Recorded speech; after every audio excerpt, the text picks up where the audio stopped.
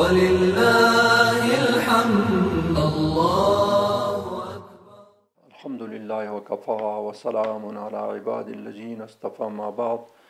أعوذ بالله من الشيطان الرجيم. بسم الله الرحمن الرحيم. قال الله تعالى في كتابه: إنا فتحنا لك فتحا مبينا. صدق الله العظيم. اللهم صل على محمد وعلى آل محمد كما صليت على إبراهيم وعلى آل إبراهيم إنك حميد مجيد. اللهم بارك على محمد وعلى آل محمد كما باركت على إبراهيم وعلى آل إبراهيم إنك حميد مجيد. ربي اشرح لي صدري ويسر لي أمري واحلل عقدة من لساني يفقه قولي. زما ګرانو لیدونکو اوریدونکو السلام علیکم ورحمت الله وبرکاته. په مخکې 28م درس کې مونږ د صلح حدیبیې هغه شروع کړې وه چې په 6م هجري کال د ذوالقعدې په میاشت کې رسول الله صلی الله علیه وسلم د 1400 صحابه کرامو سره د مکې معظمې نه حرکت او د مدینې منورې نه حرکت وکړي د عمرې د ادا کولو په خاطر باندې. او ذوالحلیفه ته چې کله ورسېدل دلته احرامونه وتړل او د احرامونه وروسته دوی حرکت وکړي. په دې وخت کې بشر بن سفیان خزاعي په نامه یو سړی ولېږلو چې ته لاړ شه مکې ته، او د مکې خلک خبر کړه چې رسول الله صلی الله علیه وسلم د 1400 کسانو عمره کوونکو سره روان دي. هغه چې کله مکې ته ورسېدلو نو مکه کې خلکو بس سوچه انکار وکړ چې په هیڅ صورت یې نه پرېږدو. نو 200 سپاره مسلح کسان یې مخې ته راولېږل په قرالغمیم کې دلته لاره ونیوله او رسول الله صلی الله علیه وسلم دې ځای حرکت کړی. قرالغمیم ته چې ورسېد ګوري چې لاره بنده ده، نو هلته یې مشوره وکړه او د مشورې نتیجه دا شوه چې په هر صورت ځو عمرې ته. نو بیا یې لاره بدله کړه، په بله لاره راتاو شو. بالاخره حدیبیه منطقې ته ورسېد چې اوس ورته شمیسي ویل کېږي. دا حدیبیه منطقه چې کوم یو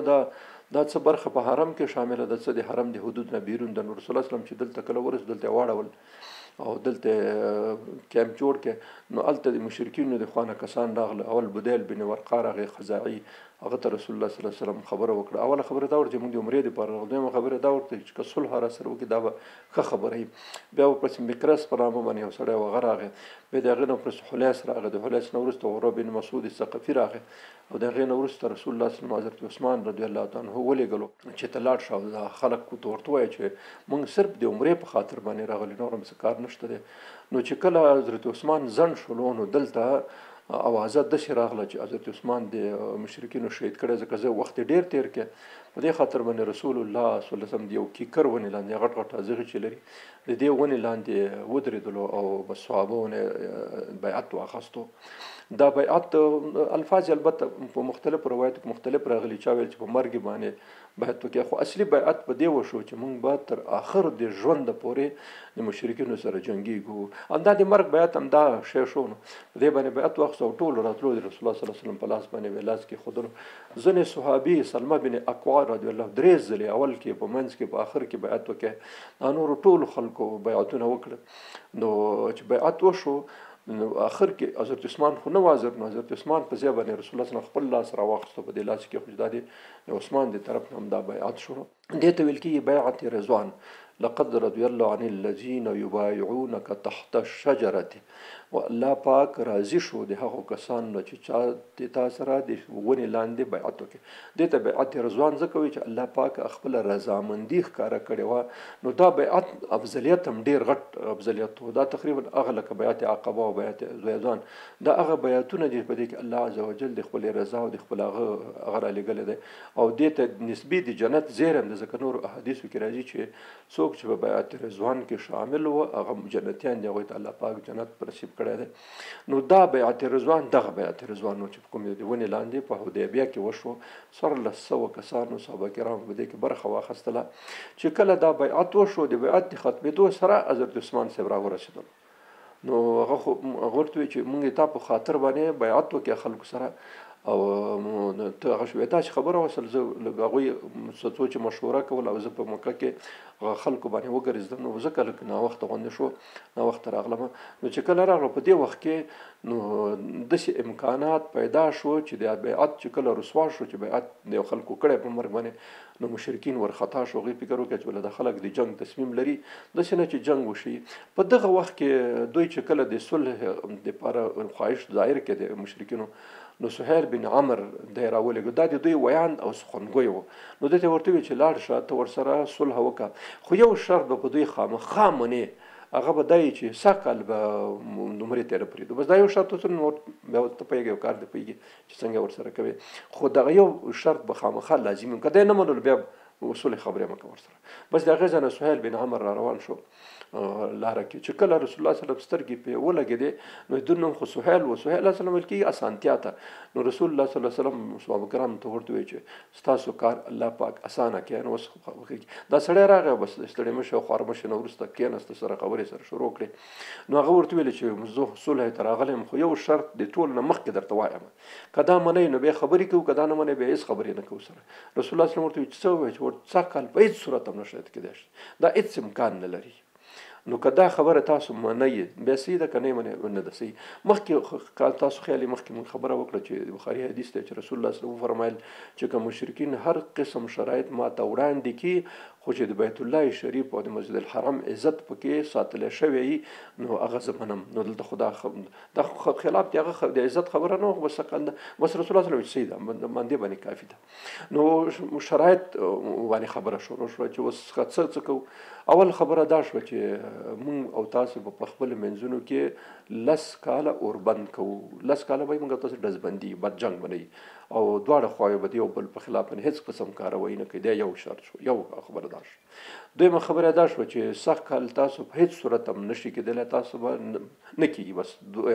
دریم شرط دا و چې کال ته همدغه وخت کې هم دا اوس ذوالقعدې میاشت چې کومه ده په دې میاشت کې به راشئ، هغه به هم صرف 3 ورځې تېروئ او سلا به صرف یوه توره در سره یا به هم په تیکو کې بندئ، په پوخ کې به بندئ، لوڅه به توره نه منو. دا به وي. او د دې نه غیر بله خبره دا ده که د مونږ نه څوک تاسو در وتښتي د مونږ د خوا نه، د مشرکینو د خوا نه، نو تاسو بیا مونږ ته واپس کوئ. او که تاسو نه مونږ ته څوک را وتښتېدلو نو مونږ به تاسو ته نه واپس کوو. او پنځم شرط دا و، شپږم، چې عربو قبایل چې کوم یو دي دوی خو اختیار لري که تاسو سره یوځای کېږي که موږ سره یوځای کېږي، دې باندې به څه پابندي نه، خو صرف دا خبره وي چې هغوی به هم هغه شرایط عملي کوي، مني به چې کوم شرایط موږ او تاسو خپل منځونو کې سره شي. دغه شپږ خبرو باندې سره فیصله وشوله او دستي حضرت علي کرم الله وجهه رسول الله صلی الله علیه وسلم وغوښتو چې علي راشه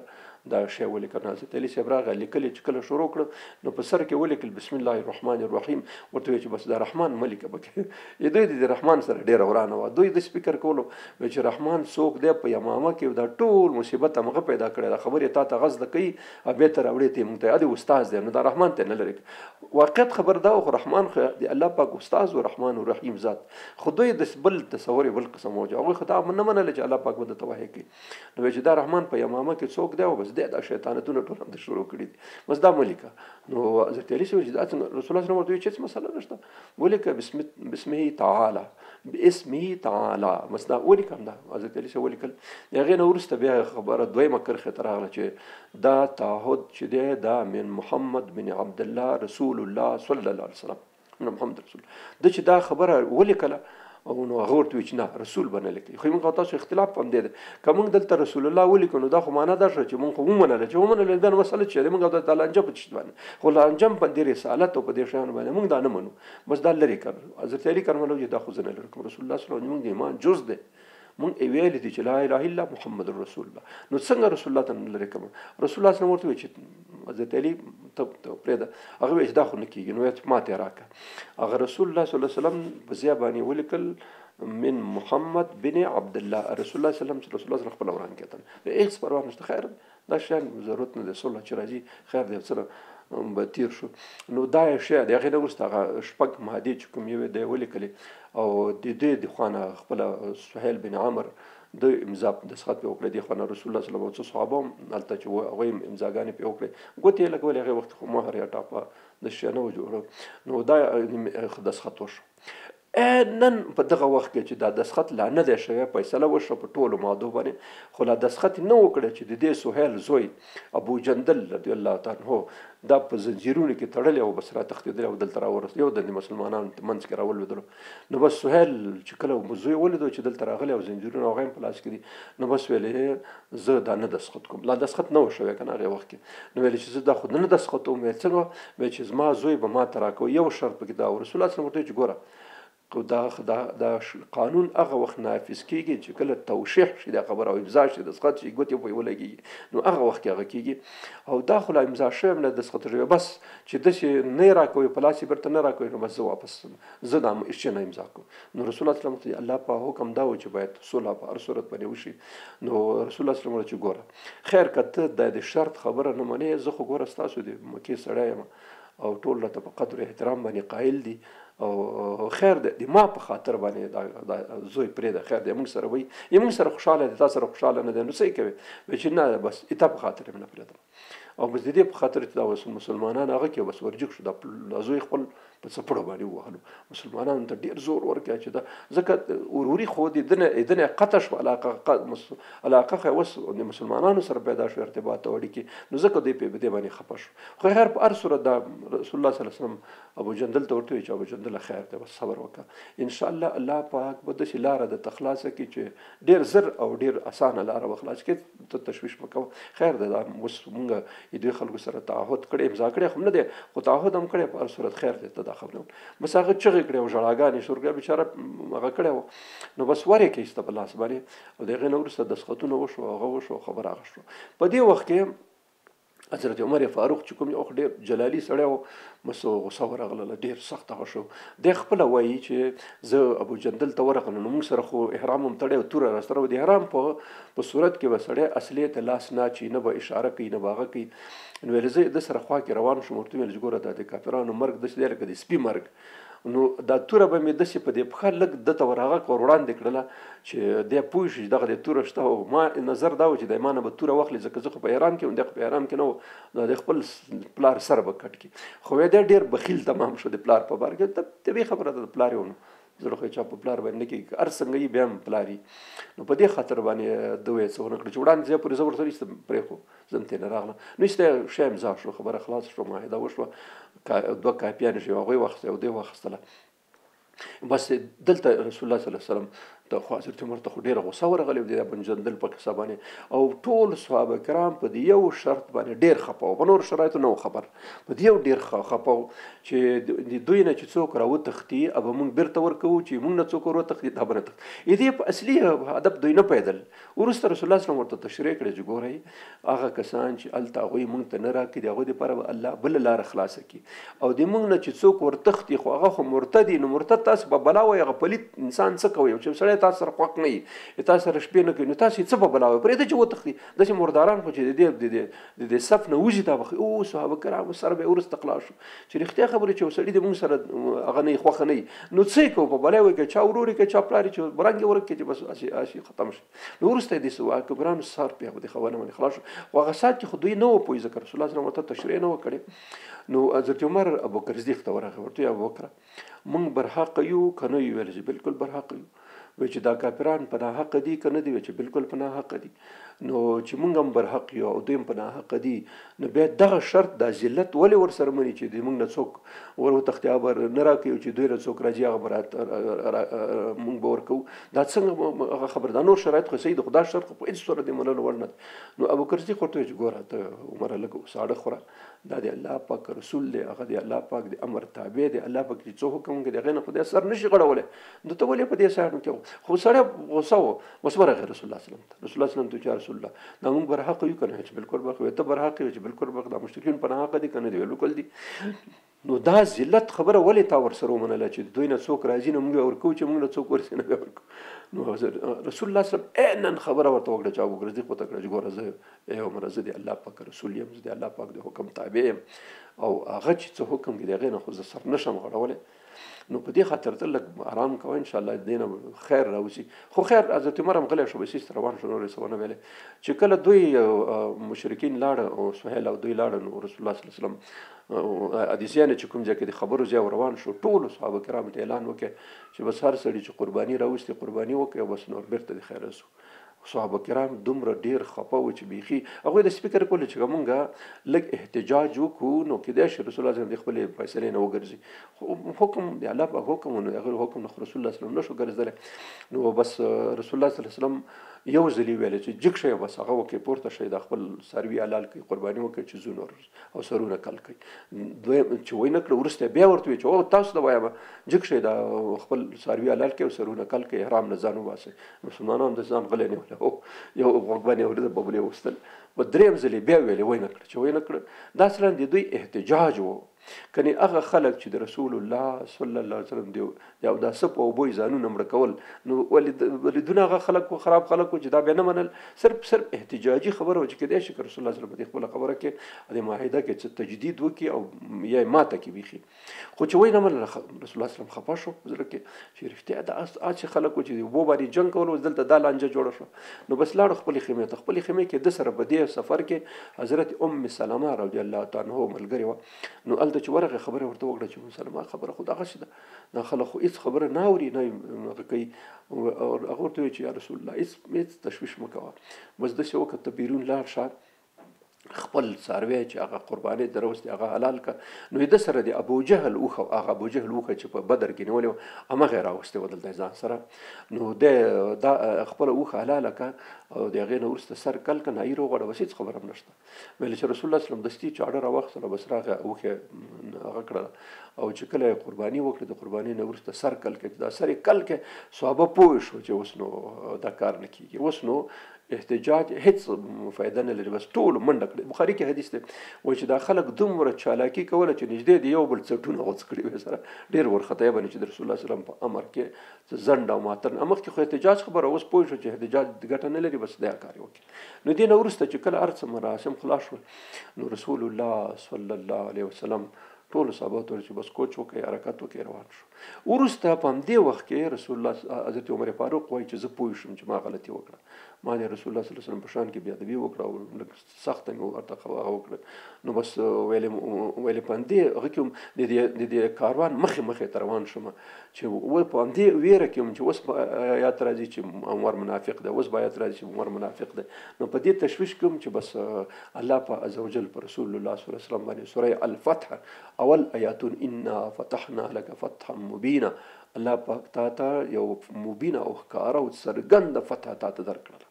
چې دا آیات څنګه نازل شو نو صحابي ته ورته وایي چې الله عمر خبر کوي چې راولې ماته چې یو دم اواز چې عمر چیرې دی چې حضرت عمر ویل چې ما ویل چې خبره واورېده چې تا غواړي ما ویل چې بس لاړم غرق شوم ځکه چې ما په باره کې د منافقت آیاتونه نازل شوي چې د منافق دی د خبرې وکړي نو چې زه کله نږدې شوم ورغلم رسول الله صلی الله علیه وسلم ما ته ویل چې عمر واوره چې انا فتحنا لك فتحا مبینا الله پاک تاسو یو څرګنده او ښکاره فتح درکړه نو ما ورته ویلې ما چېرته دا خبره زړه منله چې دا رښتیا فتح ده نو ما ورته ویل چې یا رسول الله دا فتح ده چې موږ داسې ذلت شرایطو منل او اوس لا فتح ده وی رسول الله صلی الله علیه وسلم ته چې دا فتح ده او تا ته به وروسته ثابت شي بس دوی خلک را روان شو بس مدینې منورې ته راغله نو دا د ذوالقعدې تقریبا د اخرې شلو بعد ورځې ځکه هلته څه ورځې دوی تېر کړې په سفر کې او بېرته په راتګ کې نو تقریبا ذوالقعدې میاشت اخرې شپې ورځې وې چې دا هغه تېر شو بیا نو رسول الله صلی الله علیه وسلم راغی د باقي وخت یې په هغه کې تېر کړه نو دې نه بعد رسول الله صلی الله علیه وسلم چې کله هغه ته راورسېدلو مدینې منورې ته ځای په ځای شو نو د سیرت کتابونو دا خبره راخیستې او په بخاري کې په دې باره کې باقاعده حدیث راغلی خو هغه وخت نه دی ښودلی امام بخاري چې کوم روایت راغلی دی هغې کې وخت نه دی ښودلی چې په دغه ورځ او په دغه تاریخ باندې دا نورو سیرت کتابونو بیا دا مسله لیکلې ده چې د اووم کال د محرم د میاشتې اول تاریخ و چې رسول الله صلی الله علیه وسلم ټول صحابه کرام هلته چې و خصوصا مشران دی ټول راوغوښته او یو خطبه یې ورته وفرمایله چې الله پاک زه صرف د مکې او د مدینې د خلکو دپاره نه یم رالیږلی بلکې زه رحمت للعالمین یم او زه بشیر و نذیر کافة للناس زه د هغوی ټول خلکو دپاره بشیر و نذیر رالیږل شوم زما دین او شریعت چې کوم یو دی دا نړیوال او عالمي انټرنیشنل دین دی اصل تر اوسه پورې چې موږ هغه نړیوال شکل اختیار نشو کړی هغه وجه دا چې موږ د خپلو خلکو سره په جنګ باندې اخته وو مشکلات باندې اخته وو دې ته هېڅ تر اوسه وزګار شو تقریبا دا 9 کاله دا تېر شوي 14 کاله دا تېر شوي داسې فکر وکړئ چې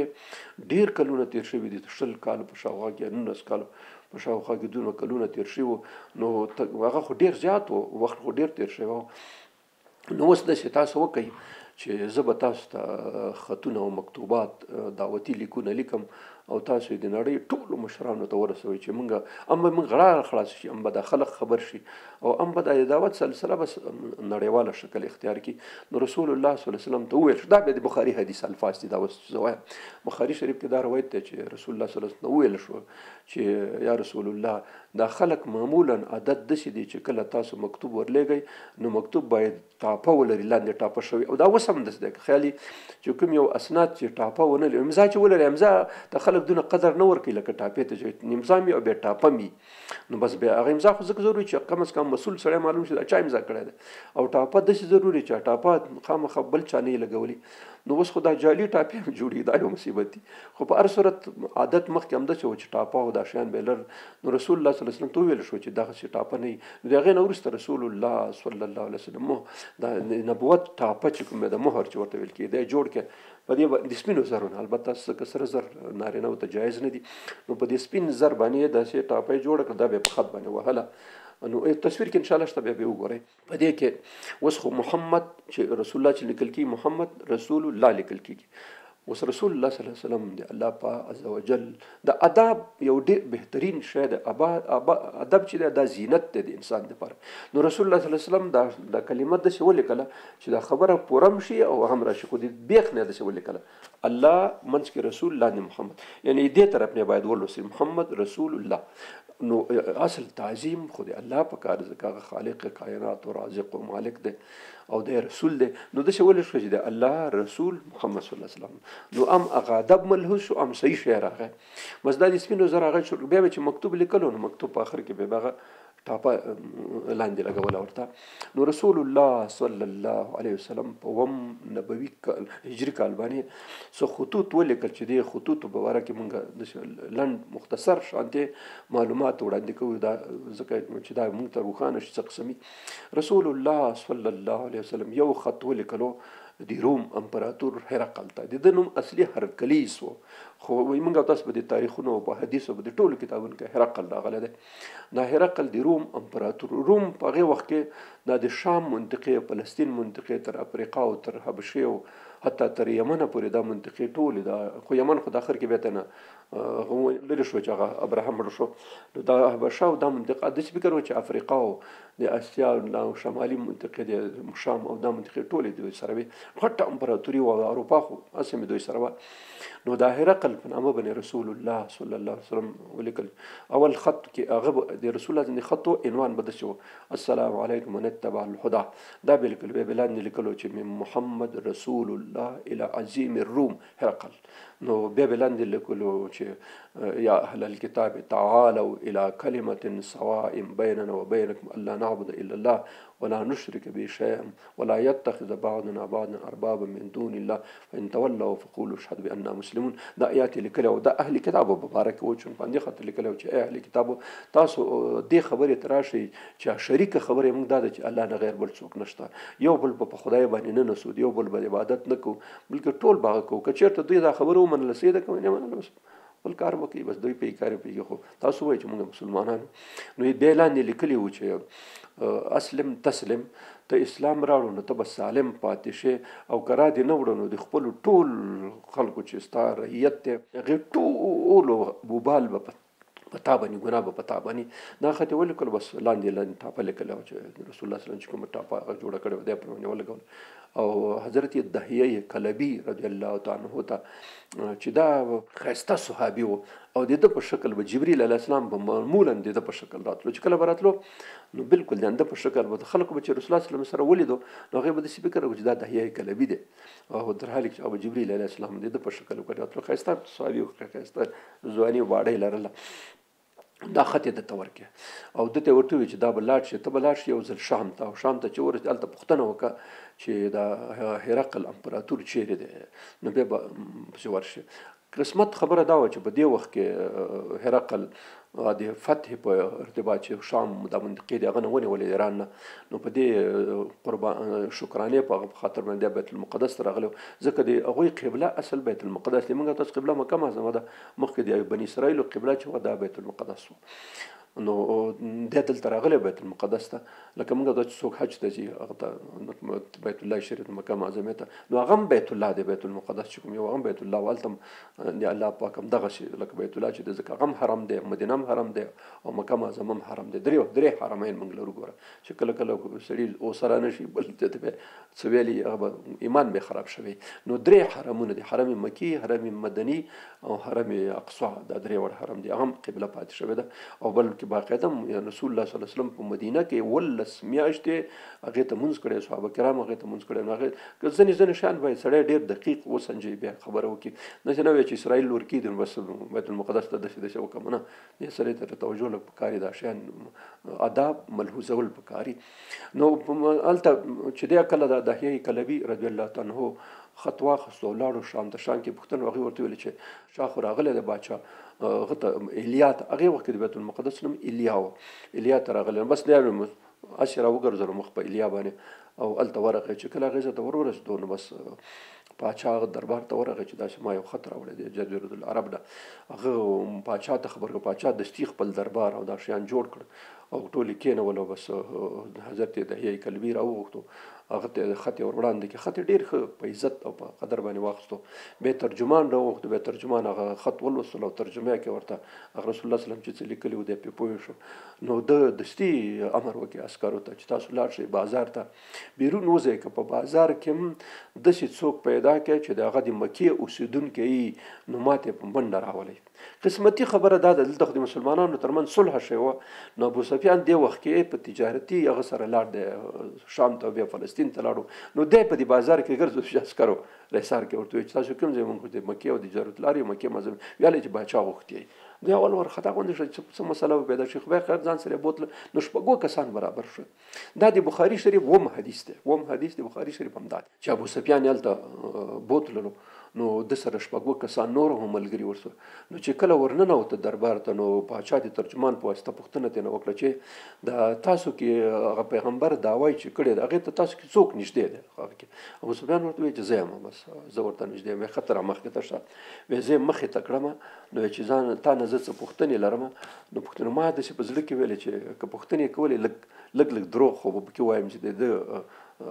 سپکاوی وشي یا هغه کم شي نو ویلې دې وخت کې هغه ډېر هوښیار سړی و زه چې رامخې ته کړم دا نور ملګري شاته راپسې ودرول او د شاته ملګرو ته یې ورته ویل چې ګوره که ده دروغ ویلې ما چې پوښتنه وکړه د دروغ ویل تاسو وایئ چې دا دروغ وایي او ابو سفیان وایي چې زه هغه کړم وډار کړم چې ما ویل که اوس زه یو خبره وکړم او دا خپل ملګري راباندې شهیدي راکړي چې دا سړی دروغ وایي نو بیا به ډېره بده شي ډېره بده خبره به شي نو بس مې ویل چې هر څه یي بس هماغه رښتیا به وایي نو هرقل د ترجمان په واسطه باندې خبرې شروع کړې اوله پوښتنه دا وه چې دا کوم سړي چې د پیغمبرۍ دعوه کړې د نسب څه قسم نسب دی ما ورته ذو نسب بهترین نسب خاوند دی یو خبره ښه دا وه دویمه خبره دا وه چې ایا ده په خاندان کې په کورنۍ کې کوم پاچا تېر شوی ما ورته چې نه د ده په کورنۍ په خاندان کې څوک پیغمبر تېر شوی ما ورته چې نه ویلې چې د کله دروغ ویلي ویل چې نه بالکل نه دی ویلې کله معاهده تړون مات کړی ویل چې دلته ویلې لږ هغه پکې ورکړی ما ورته چې نه تر اوسه خو نه دی کړی خو اوس د مونږ او د دوی ترمنځ معاهده شوې نو ما پته لګي چې وبشي چې معاهده باندې به دې عمل وکړي که ونه کړي دې ځای کې مې یو هغه شک ور واچولم بیا پوښتنه رانه وکړه چې دا خلک چې د باندې ایمان راوړي دا ضعیف خلک دي او که مالدار وي ما ورته چې اکثریت پکې ضعیف خلک دي لږ پکې مالداره دي ښه چې کوم خلک ایمان راوړی دی ایمان نه بیرته اوښتي دي که نه دی اوښتي ما ورته چې نه بالکل یو ځل چې ایمان یې راوړی بیا څوک نه دی اوښتي ته نه بل یې رانه پوښتنه وکړي دا کسان د ده ملګري زیاتېږي که ما ورته چې مخ په ورځ باندې مخ په زیاتېدو دي بل یې رانه پوښتنه وکړه چې په جنګ کې څه صورتحالي ما ورته ویلې چې بس جنګ داسې دی لکه د هغه بوکې غوندې کله دی غالب یو کله مونږ غالب داسې ګډوډ حالي نو دا خبرې چې ورسره وکړلې ویلې ده د ترجمان ته ورته ویلې چې که دا سړی رښتیا وایي نو ټول انبیا علیه السلام د اول نه تر اخره پورې د بهترین نسب خاوندان دي په نسب کې هیڅ قسم عیب د انبیا علیه السلام موجود نه وي. دا خبره ده. دویمه خبره دا چې د په خاندان کې که چېرته پاچا تېر شوی وی نو دی به همغه د خپلې باچۍ خوبونه به یې لیدل چې پلار و نیکه مې باچا تېر شوی باید زه هم باچا وم. نو چې کله په خاندان کې پاچۍ نه ده تېره شوې دا معلومیږي دا صحیح ده. او دا چې د په خاندان کې پیغمبري هم نه ده تېر شوی نو دی د خپل هغه پخواني عادات نه دي بلکې نوې خبره ده. بل دا دی چې د ما ورته ویل چې صادق څنګه دی چې صداقت کې بالکل ټاپ صادق دی. نو بس ټول انبیا علیه السلام صداقت او رښتیا کوي. او څوک چې د مخلوق سره دروغ نه وایي هغه په خپل خالق باندې کله هم افترا نه تړي او دروغ ورسره نه وایي. او امانت او خیانت هم دا. او بل دا دی چې د ویل چې په جنګ کې کله دی غالب شي کله مور دا اصول دي چې کله به غالب او کله به مغلوب. او بل دا چې مونږ ویل چې کوم کسان په دمن ایمان وړي ټول غریب دي هغه ډیر غریب دي. نو د انبیاء علیه السلام اوله مرحله امدا چې غریب خلک ایمان پې راوړي او وروسته بیا. او بل دا دی چې د ماته نه پوښتنه وکړه چې کسان زیاتېږي کمېږي د چې زیاتېږي د انبیاء علیه السلام امتونه همداسې دي اول کم یې وروسته ورو پسې زیاتېږي. نو که دا خبرې د ده صحیح وي نو بس دا اصلي نبی آخر زمان همدا دی. او دغه ځای چې دا اوس کوم یو زه ناست یم نو دا ځای به هم نه شي. او که ما سره د خلکو د سیاسي مسایلو باچۍ دا غمونه راسره نه وی نو زه به ورغلی وی د ده پښې به مې مینځلې او چې کولې به مې لاسونه وغه او د سره مې د دپاره د څپلۍ او هغه پیزار چې کوم دا به م ورسره ګرځولی. یو دم دا خلک چې دا کوم یو ناستو دا خلک یو دم وبچېدل جنرالان او چارواکي او غټ چاپلوسان. نو یو دم وځي چې دا څه وایي خبره مه کوئ. په دې وخت کې لږ لانجه غوندې شوه. لانجه غوندې ابو سفیان ته ویلو چې موږ ته اشاره وکړه چې ځئ مخه وکړه. نو ابو سفیان وایي چې کله زه بیرون راووتم د ملګرو ته مخ ور واړول دوی به رسول الله صلی الله علیه وسلم ابن ابي کبشه ویلې. ما ورته ویلې چې ابن ابي کبشه خبره خو ډېر لاړل د بني اسفرو هغه ته نه ویرېږي پاچا ته نه امپراتور د سپیکر وکړه داسې یعنې دا ډېره غټه خبره وه چې د یو امپراتور په سویه د یو غریب سړي نه ویره کوي چې دا ځای چې دا زه ناست یم دغه ځای به هم دا خلک نه شي. او رښتیا وروسته هماغه ځای وشو کوم ځای کې دی ناست و هغه ځای مسلمانانو په 1400 کال باندې اووم کال باندې دا خط وروسته په 1400 کال باندې هغه ځای مسلمانانو فتح کړي او دا ځای ونیولو. نو ویلې ما ابو سفیان خپله وایي ما درته وایي دا د بخاري شریف هم حدیث دی وایي چې ما همدغه وخت کې ما زړه ته ایمان ښکته شو. ویلې چې بس خبره چې دې ځای پورې ورسېده او دوی ته نه هېرېږي نو دې نه معلومېږي دا رښتیا نبی آخر زمان دی داسې دی. نو ما هم د همدې نه وروسته ورو په هغه کې راغی بیا په اتم کال باندې ایمان راوړل. په اتم کال اووم کال کې دا واقعه وشوه. په اتم کال کې بیا ابو سفیان رضی الله تعالی عنه ایمان راوړه مسلمان شول. نو دا یو خط و چې رسول الله صلی الله علیه وسلم د روم امپراتور ته ولیکل. دویم خط رسول الله صلی الله علیه وسلم د ایران امپراتور خسرو پرویز کسرا په نامه د هغوی د روم د امپراتور هغه چې و لقب قیصر لکه مونږ رئیس جمهور ورته وایو. نو رئیس جمهور کله یو وي کله بلي او هغوی به ورته قیصر ویل د روم د امپراتورانو ته. او کسرا چې و دا د هغوی لقب و د ایران د امپراتورانو. خپله خسرو پرویز بلا به تر به سره جګېده او ټیټېده خو نوم بیا کسرا و نه د بیا کسرا لکه مونږ ته صدر وزیر اعظم یا رئیس جمهور چې وایو هغه څه رئیس جمهور کښل که څوک د افغانستان رئیس جمهور نو کوم رئیس جمهور خو ډېر تېر شوي دی لس 15 زموږ د تاریخ کې تېر شوي دي. داود خان و د هغې نه وروسته همداسې پسې ترکیه و ترکیې نه وروسته پسې بیا عبدالامین شو عبدالامین نه بیا پسې ببرک راغی وروسته بیا ډاکټر نجیب راغی ډاکټر نجیب پسې بیا وروسته حضرت صاحب حضرت پسې استاد رباني پسې بیا وروسته طالبان راغله طالبان وروسته پسې کرزی شو د کرزي پسې وروسته بیا څه بلا دی اوس څه نومېږي لیونی اشرف غني شو او د هغې نه وروسته هم پته نه لګي سبب السبب به بل څوک یې داسې پته نه لګي. نو که څوک وایي چې رئیس جمهور دا معنا نه ده چې د بلانکي سړي نوم دی او نجاشي نجاشي د حبشې کوم باچا چې و هغې ته به نجاشي ویل. هغې کې ډېر خلک تېر شوي نومونه لکه اوس فرعون لقب و فرعون د سړي نوم نه دی فرعون لقب و چې لکه رئیس جمهور. نو د فرعون کې بیا نمونه تېر شوي پلانکې او پلانکې رمیس اول او رمیس دوم او ولید او پلانکې داسې نمونه پکې ډېر تېر شوي دي. نو د خسرو پرویز په نامه باندې رسول الله صلی الله علیه وسلم خط ولیکلو. ما درته ویلې چې رسول الله صلی الله علیه وسلم د خطوطو هغه دا و چې اول به یې لیکل السلام علیکم من اتبع الهدى د هغې نه به وروسته یو آیات شریف هغه به یې لیکل یا به یې لیکل چې من محمد رسول الله الى عظیم ایران کسرا. نو د ویل کله بیلان ورچ اسلم تسلم او بس کو ایمان دی راوړو د خپل ټول رعیت او بال په تابع لاندې به ټاپه ورلګو. مختصر یو دوه کرخه بس دوه کر اول به د سلام یو کرخه لاندې به یو دوه کرخه لاندې نورې مختصر هغه ویل کلو. رسول الله صلی الله علیه وسلم د جامع الکلم ویل کی یعنی یو ډیر جامع الفاظ به د استعمال چې هغه کې هر قسم معناګانې پرته وي. بیا به د هغه ورسته د خط چول کلو عبد الله بن حذافه رضی الله عنه یو صحابي و دته د خط ورکړي چې دا د زنه هغه ته وسه د ایران امپراتور ته وسه الته ورسو. عبد الله بن حذافه رضی الله عنه چې کله خط هغه کې ولاړلو هغه ته مدائن دا اوس چې د عراق بغداد ښار دی دین لګ لاندې مخ په جنوب طرف ته د دجلې د سین په غاړه باندې دلته مدائن خرا کندرات او دا هغه اوس مشت اثار قدیمه دلته د زیت ځان ورسولو الته خلک حکومت پیرداران چې هغه ته خبرو پیدا شمه او د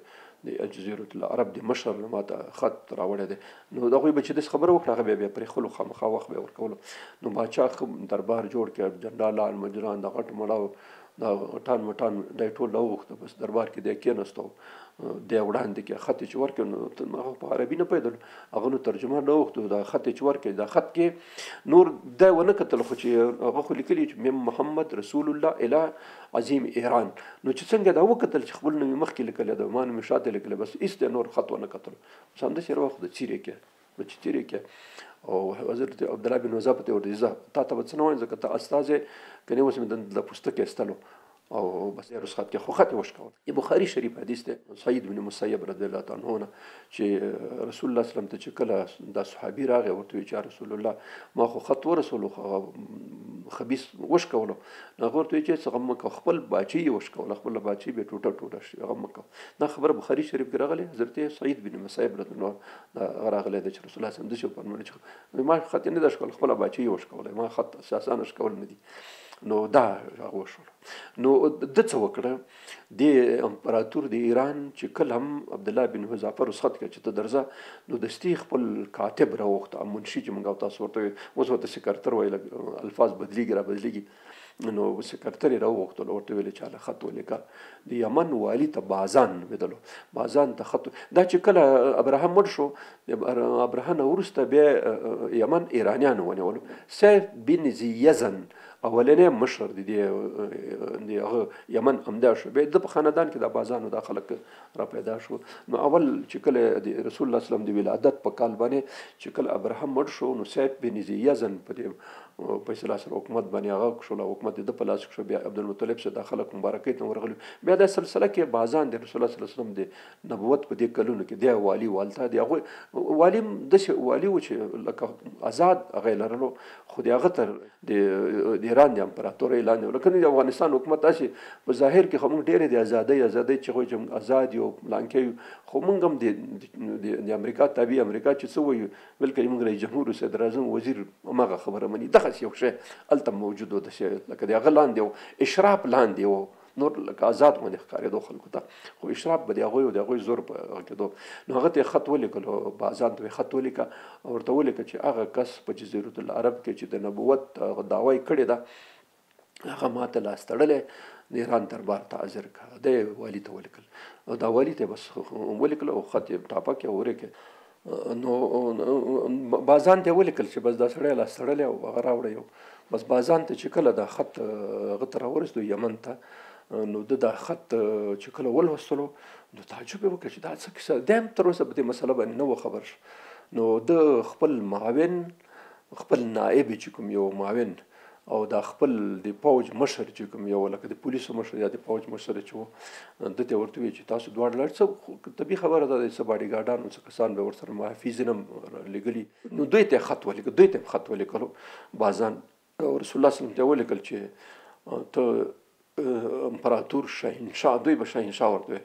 شاهنشاه د ځمکې خدای به دوی ته ویل ځمکې خدای ته غوښتې او بس دا دوه کسان ما در لګلي دا د ما معتمد کسان دي بس دوی سره ته لاړ شه ځان ورسول ته او خو بازان خو دا ظاهري خبره وه خو پټه خبره د نایب ته داسې وکړه چې ګوره تاسو چې هلته لاړئ نو هلته به وګورئ چې دا سړی څه قسم سړی دی څومره پوج لري څومره دربار یې څنګه دی او هغه د زندګي څه قسم دا د پیسو د دې ټولو شیانو به پوښتنه وکړي او ضمن وګوري چې دا سړی په ظاهري او باطني لحاظ باندې څه قسم دی دا دونه غټه خبره چې کړې دې نه معلومیږي چې سړی کې څه مسله شته خامخا د نبوت دعوی چې کړې د نبوت دعوی کې به څه مسله وي خو تاسو ښه دقیق دې سړي ته ګورئ چې څه قسم کې بس هغوی دا دوه کسان د پوځ مشر او د معاون نایب د چودار روان شو راغله طائف ته چې کله طائف ته راورسېده په طائف کې د خلکو نه پوښتنه وکړه چې هغه سړی چې دلته دی نبوت دعوه کړې د هغه په کوم ځای کې اوسېږي چېرته دی هغه ته کلی هغه خو نه معلوم ورته خو صرف جزیرة العرب یې اورېدلی و نو چې هغوی ورته ویل چې هغه خو مخکې مکه کې اوسېدو د مکې اوسېدونکی او دلته د همدې ځای و خو اوس د خلکو ورسره لانجې مانجې شروع کړې بس دې ځای نه لاړ دی اوس مدینې ته هجرت کړی او هلته دی اوس په مدینه کې دی دلته نشته دی نو بس مدینې لارې ورته وښوده چې دغه لاره ده په دې لار لاړ شي هغې ته نو خلک را روان شو چې خلک را روان شو نو دا اوس د دوشنبې ورځ ده او د سې شنبې شپه ده او 10 د جمادی الاول دی دا علامه ابن حجر اسقلانی په فتح الباری کې د بخاری شرح چې دا هغه دا خبره لیکلې چې دا د دوشنبې ورځ به چې دوی راورسېد او 10 د جمادی الاول و او د سې شنبې شپه راتلله نو دا خلک راغلل چې کله راورسېد پوښتنه بالاخره راورسېد ګوري رسول الله صلی الله علیه وسلم په مسجد نبوي کې ناست و دا خط یې راوړ او خط یې درته وړاندې کې خو اوس خبره دا وه چې کله دوی په دې مسجد نبوي په دې دروازه ورننوتل بس یو دم یې په دې اندامونو باندې په لاسونو په پښو باندې داسې لړزه راغله بس ورېږدېدل داسې لړزېدل خولې هم تقریبا چې خبره مې هم کوله داسې سمه نه شوه کولی خو خیر رسول الله صلی الله علیه وسلم ته یې خط وړاندې کړ دا د هغه د یمن والي بازان را کړی دی مونږ یې رالېږلي زه نایب یم او دی او پاچا شهنشاه چې د هغه امر کړی چې تاسو باید لاس تړلې مونږ هغې ځای پورې ورسوو اول ته تسلیم کو ځکه تا سپین سترګي کړې تا د خپل نوم مخکې لیکلی ده هغه نوم دې وروسته لیکلی دی نو رسول الله صلی الله علیه وسلم ورته ویل چې دا خبره اسانه ده تاسو مېلمانه یې او خلکو ته هغه وکړئ چې دا بوځئ او د دوی دپاره ډوډۍ موډۍ او دې شیان تنظام برابر کړئ او چې څه لازم دی هغه ورسره وکړئ دوی ته ورته ویل چې سبا بیا به سره خبرې کوو اوس تاسو آرام وکړئ اوس تاسو ستړي یې نور هېڅ هم ورته جواب ورنه کړ نو هغه خلک هم لاړه دي صحابه کرام حضرت بلال رضی الله عنه د دې مېلمنو د دې شیانو تنظام به یې د په لاس کې د به تنظام کولو نو بس دوی سره مغزیات چې کوم لازم جوال ته بوتل ته ډوډۍ موډۍ او دا شیانو خوراک چې او د میوه او د خرما ډېر وي نو دی ورسره څه هغې ورسره وکړه د مېلمستیا څه حقوق چې وو هغه یې ورته برابر کړه نو بس سهار چې شو سبا سهار ته نو د خلک یې راوغوښته رسول الله صلی الله علیه وسلم سړی پسې ولې جواب ورکړي چې راشه نو رسول الله صلی الله علیه وسلم ته شپې وحی راغله چې د ایران شهنشاه چې کوم یو دی خسرو پرویز دا د خپل زوی د شیرویه د لاسه وژلی شوی دی او هغه مړ شوی دی دته او د هغه په ځای نوی امپراتور ناست دی نو خبره خلاصه شوه نو باچا چې خطه لږه خپله ختم شو نو سهار یې دا خلک راوغوښته چې کېناسته ورته ویلې چې ستاسو خدای چې تاسو ورته خدای وایې زما خدای نن شپه هغه ووژلو مرې کې او خپل زوی شیرویه چې نومیږي هغه راجګ شو او د خپل پلار یې مړ کړ او بس ختم شو نو هغه سړی چې تاسو چې چا په امر راغلی هغه سړی خپله د دنیا کې نشته او ختم شولو نو تاسو بیرته واپس لاړ شئ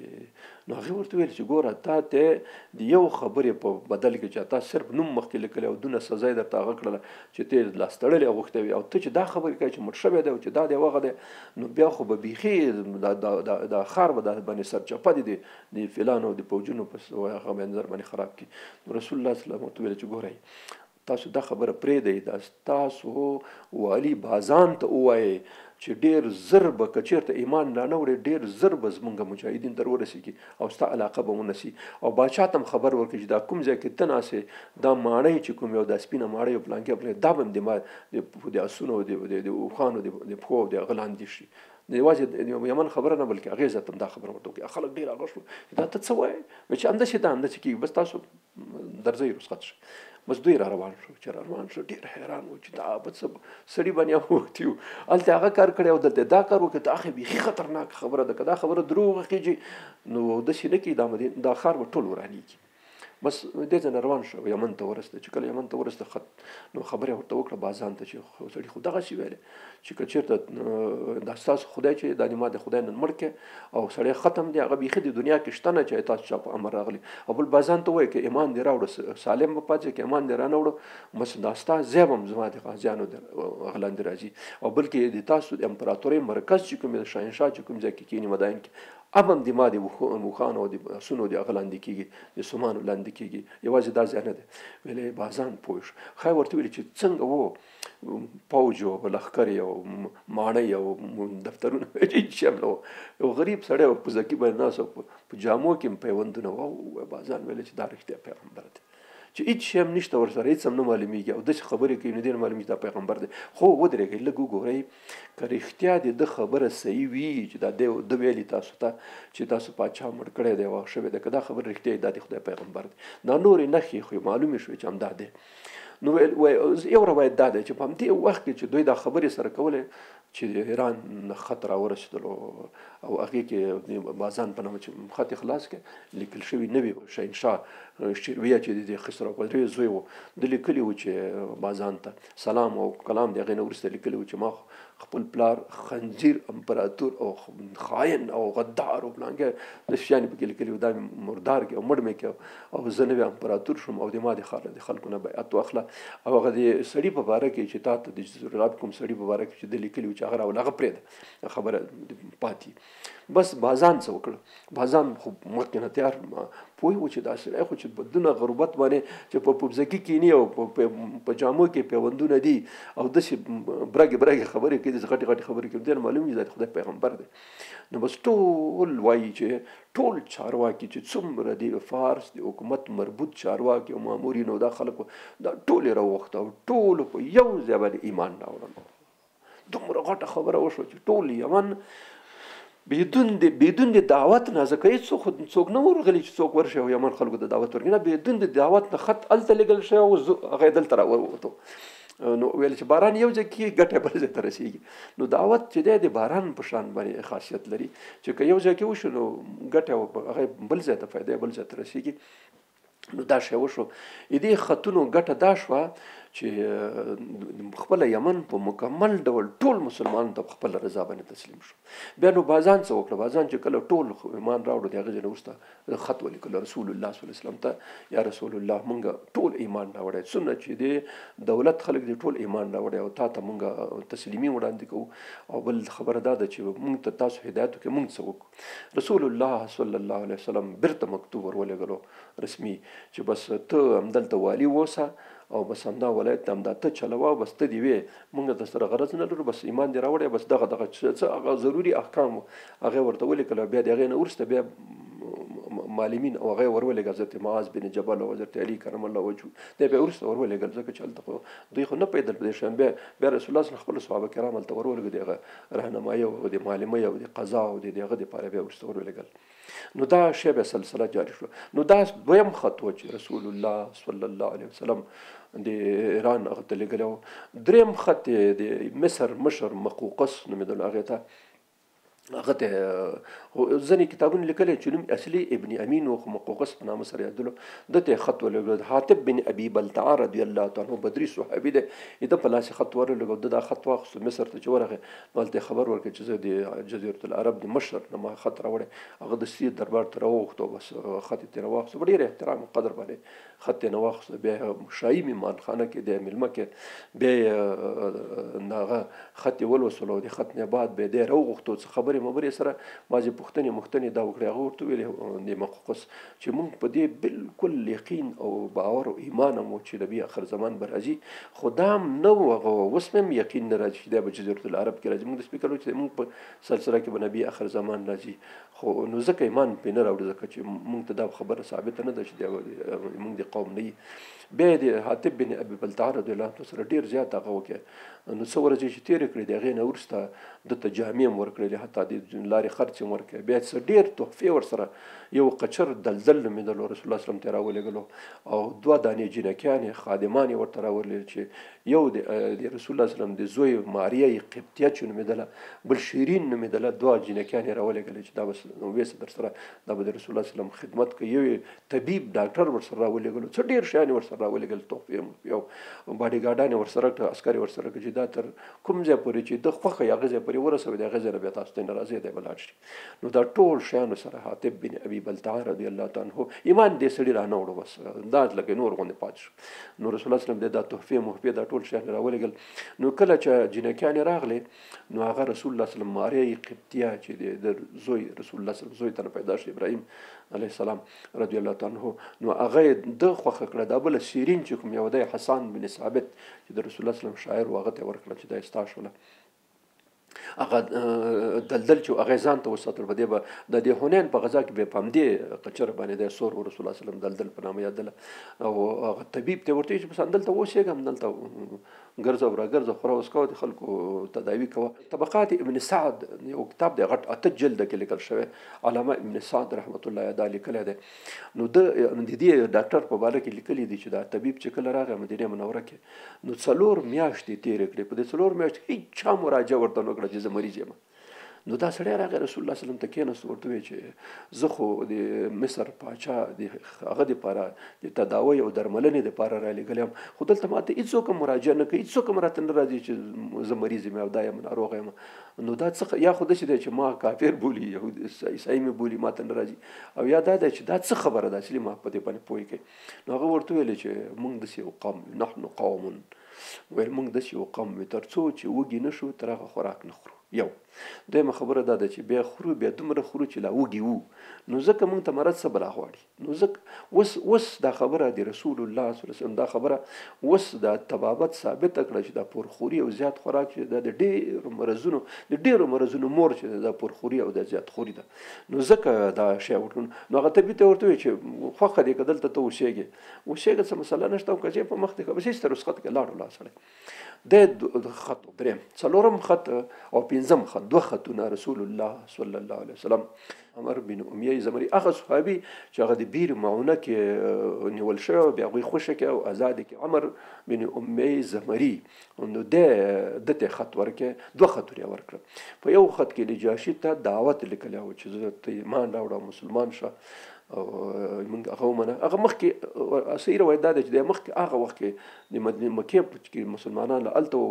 دا د حبشې د مهاجرینو په وخت کې ایمان نه وړی، خو ایمان یې ښکاره کړی نه و، ایمان یې پټ ساتلی و. نو په دې وخت کې خط ور ولېږلو، یو د ایمان په باره کې، دویم خط یې دا ور ولېږلو. په دویم خط کې هغې کې دا وه چې دغلته یو ښځه د کونډه ده، ام حبیبه نومیږي، د ابو سفیان لور ده او خاوند یې وفات شوی دی، او ته دا ماته په نکاح کا. دې نکاح نه مطلب دا و چې د مکې خلک هغه شي د ابو سفیان چې د دښمن د لښکرو مشر و، دا د ما خسر بس خبره خپله جوړېږي بیا سره اسانه کېږي. نو په دې خاطر هغه ته ولیکل.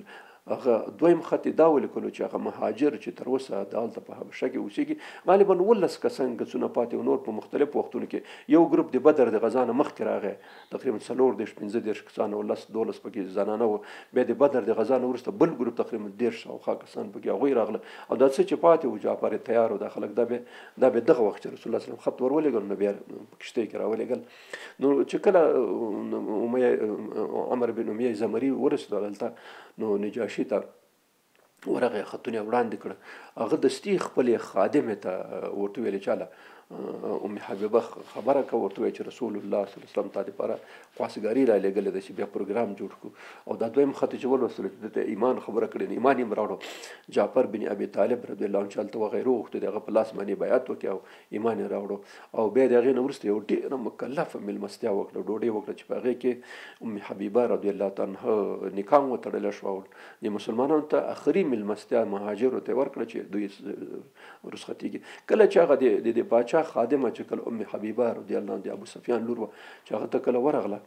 نو زیر یې پرې ورکړه چې رسول الله صلی الله علیه وسلم تا دپاره د خواستګاري رالیږلې. نو د رسول الله صلی الله علیه وسلم خواستګاري معنا دا وه لکه جنت ټکټ، دا معنا یې ورکوله. نو ډېره زیاته خوشحاله شوه. هغې سره چې څه ودستي په په زیري کې ورکړه. بیا وروسته باچا چې کله ډوډۍ وکړه خپل والیانو خپل جنرالانو